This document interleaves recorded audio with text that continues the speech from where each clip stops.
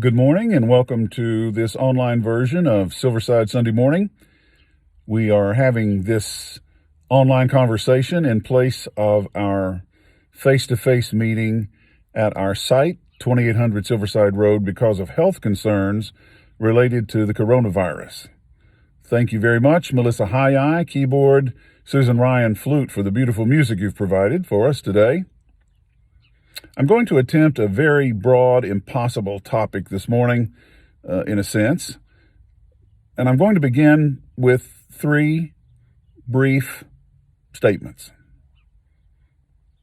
One, God did not create illness and does not use illness to punish people with whom God is displeased. And I mean that for individuals, and I mean that for groups. Illness is not a tool of God to punish people with whom God may be displeased.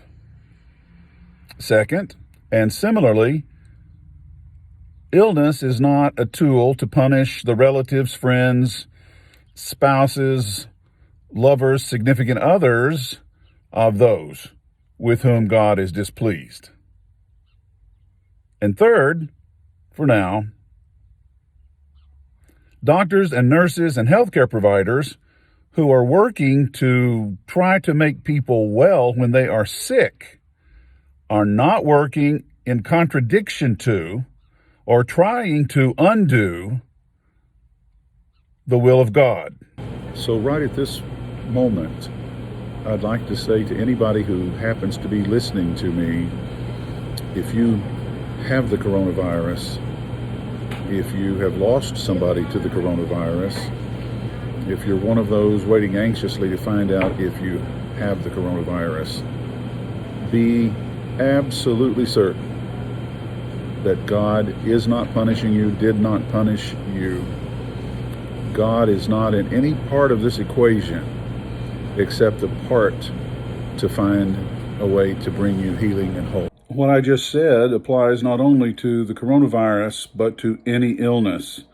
So to anybody who's listening to this YouTube presentation right now, who is struggling with an illness of any kind, or who has a loved one who is struggling with an illness of any kind, please be certain that God is not punishing you or your loved one with that illness, whatever it is.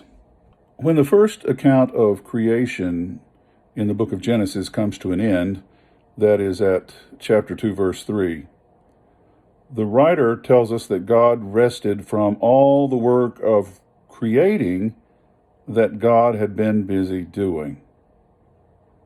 But there is no indication that God would never do any more creative work. In many Christian congregations, there is the frequent singing of the song by Jane Parker Huber, "Creative God creating still." And so it is. The process of perfecting humanity is a big job, and God is still busy at that process.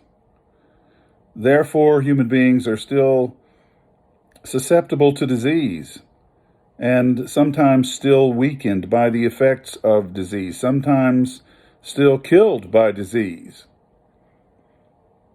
That will not always be the case.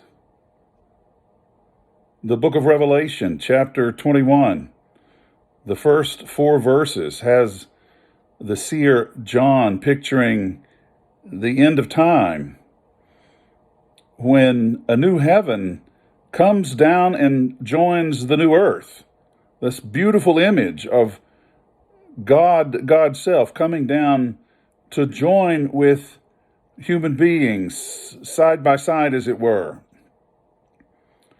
in this intimate connection, when humanity has been perfected and there is no more disease and no more crying and pain Old things have passed away. They are no more. But until that time, human beings, frail as we are sometimes, suffer the effects of disease, the coronavirus included. In the meantime, we benefit in our day and time from the extraordinary accomplishments of medical science. And let us all take all the steps recommended by medical professionals not to be a part of the spread of the disease. Let us pay no attention to politicians who use the disease as a basis for some sort of hoax or hype. That's disgusting. And let us join together daily in prayer for those who are fighting the disease and seeking ways to heal those who struggle with the effects of the disease right now.